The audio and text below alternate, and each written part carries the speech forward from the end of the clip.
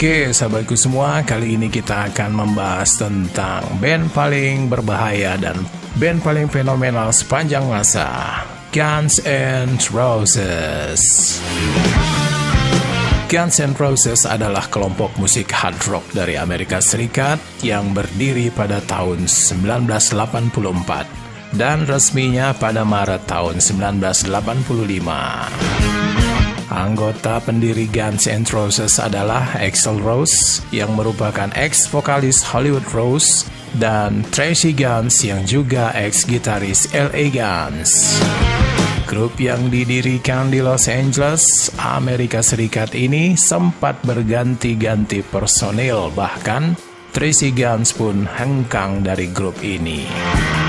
Bermula pada tahun 1983, ketika itu setelah gagal bergabung dengan Poison bersama teman masa kecilnya Steven Adler, mereka bersama membentuk Road Crew. Slash menempatkan iklan di sehelai koran untuk basis.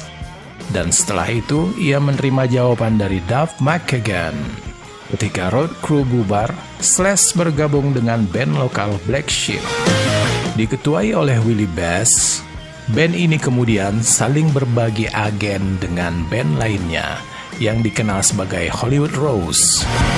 Pada 1984, kedua band tersebut menjadi band pembuka untuk band Christian metal Stryper.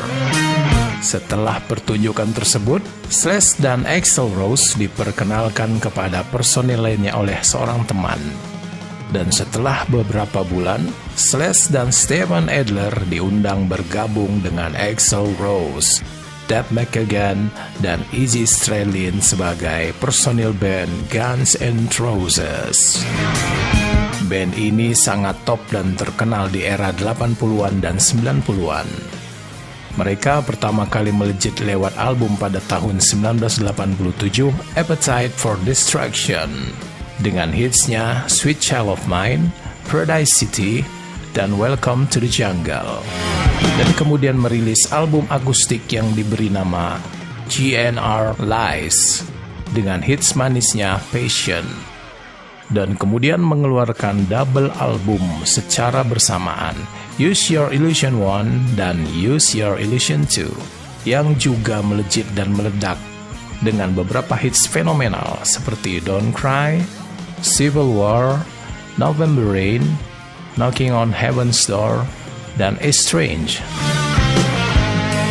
Album Spaghetti Incident yang mereka lepas tahun 1993 nampaknya adalah pertanda berakhirnya kejayaan Guns N' Roses. Album yang berisi lagu-lagu daur ulang dari artis lain ini tidak bisa meraup keuntungan seperti album-album sebelumnya. Guns N' Roses berada di puncak kejayaan mereka dengan formasi Axl Rose sebagai lead vokal, Slash pada gitar, Izzy Stradlin pada rhythm gitar, Duff McKagan pada bass, Dizzy Reed pada keyboard, dan Matt Sorum pada drums.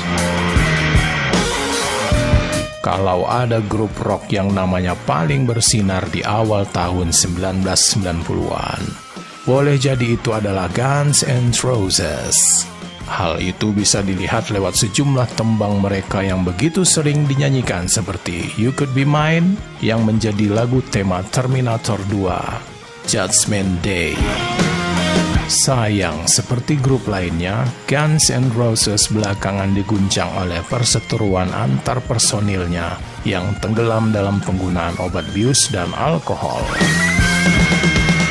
Bahkan, hanya Axl Rose saja yang masih bertahan. Sementara personil lainnya hengkang, baik karena dipecat langsung oleh sang vokalis yang dikenal memiliki temperamen meledak-ledak, hingga mundur sendiri. Terakhir, reputasi Guns N' Roses sendiri semakin tercoreng karena di bawah komando Axl. Grup ini berulang kali gagal merilis album terbaru, Chinese Democracy, meski telah berulang kali menetapkan tanggal rilisnya. Kabar terakhir bisa menjadi merupakan tanda bagus. Guns N' Roses kembali ke formasi awal. kabar bombastis itu pertama kali dilontarkan oleh Steven Adler yang tak lain adalah drummer Guns N' Roses formasi awal. Aku telah bertemu Axl beberapa waktu lalu dan telah berbicara hingga pagi yang sekaligus untuk menyelesaikan semua perseteruan di antara kami selama ini. Aku telah melontarkan ide padanya supaya personil lama Guns N' Roses tampil bareng lagi. Sebab kalau itu terjadi, hal ini akan menjadi reuni terbesar dalam sejarah musik. Ketika ucapan itu kelontarkan, Axl hanya nyengir kemudian tertawa. Tapi jangan salah, justru anggota baru lainnya ternyata juga sama antusiasnya denganku. Mereka langsung berusaha memujuk Axl dan menyebut bahwa formasi kamilah yang terbaik sepanjang masa. Untuk masalah ini, aku telah berbicara dengan Slash dan Izzy Stradlin, dan mereka ternyata sama antusiasnya denganku. Sekarang semuanya tergantung Axl. Guns N' Roses menjadi band rock terbesar di dunia pada tahun 1991-1992 saat double album mereka Use Your Illusion meledak di pasaran.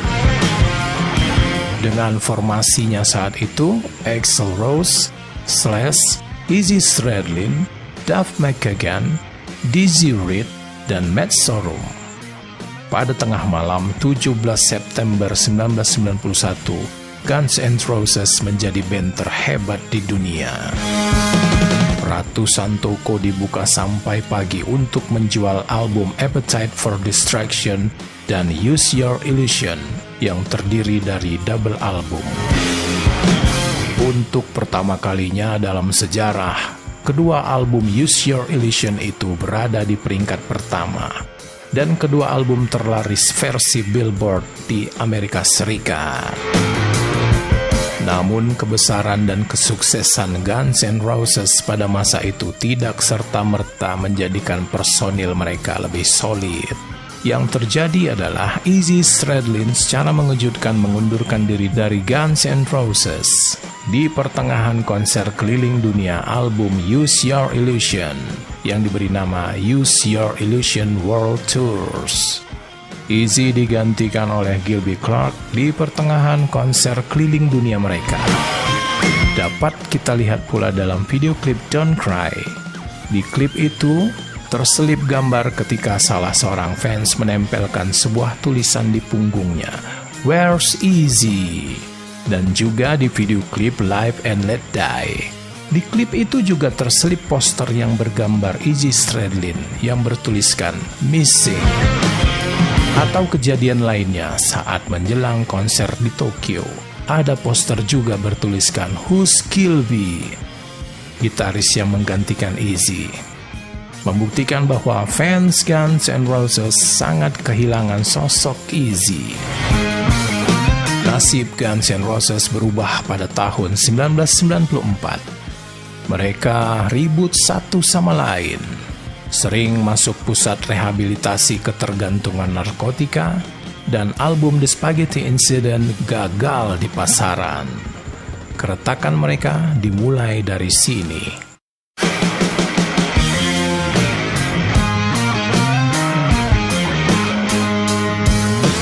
Setelah itu, mereka sempat berkumpul di sebuah studio di Los Angeles untuk merekam album yang rencananya dirilis tahun 1995. Namun, tak lama kemudian mereka dihinggapi penyakit yang sudah biasa diderita band-band lainnya, kebosanan. Mereka sudah terlalu kaya sehingga mereka berpikir tidak perlu melakukan apapun. Axl Rose mengangkat dirinya sendiri sebagai pemimpin proyek pembuatan album itu, tetapi dia jelas tidak bisa memimpin. Kebetulan pihak Geffen Records juga memanjakan Guns N' Roses berkat hasil penjualan album yang mendatangkan keuntungan luar biasa besar. Mereka memberikan keleluasaan yang istimewa pada Guns N' Roses untuk menulis dan merekam. Saat itu Guns N' Roses tengah merilis single Sympathy for the Devil yang merupakan soundtrack dari sebuah film Interview with the Vampire. Pada tahun 1996, Slash meninggalkan Guns N' Roses, diikuti oleh Matt Sorum, Duff McKagan.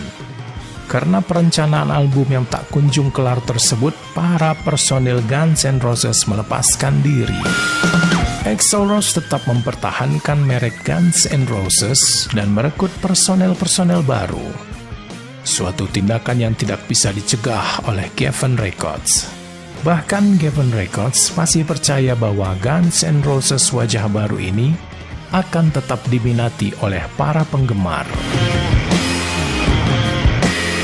Sepeninggal para personil lawasnya, Axl mencoba untuk membangun band Guns N' Roses kembali. Dari sini, Guns N' Roses mulai kehilangan ciri khasnya. Hal ini dikarenakan input dari anggota baru dan sesuatu yang ingin dicoba oleh Axl, yaitu unsur techno. Sebenarnya sampel lagunya sudah muncul pada album Use Your Illusion 2, yaitu My World. Pada tahun 1999, mereka merilis single Oh My God yang merupakan soundtrack film End of Days. Dan pada tahun 2001, Guns N' Roses mengumumkan secara resmi formasi baru mereka. Berbagai spekulasi muncul tentang album mereka. Dan Axl beberapa kali telah menjanjikan untuk menentukan tanggal rilis albumnya. Dari tahun ke tahun cerita selalu sama, dan fans mulai tampak kecewa karena perilisan album yang diberi judul Chinese Democracy terus ditunda. Namun, Axl bersama Guns N' Roses benar-benar merilis album tersebut pada tahun 2008. Dari sini timbul pro dan kontra. Sebagian memuji, sebagian lagi memandang negatif terhadap peluncuran album tersebut. Namun, Guns N' Roses tetap berjalan dan akan melanjutkan kisahnya dalam lagu-lagu dan tur-tur berikutnya. Sekian dan wassalam.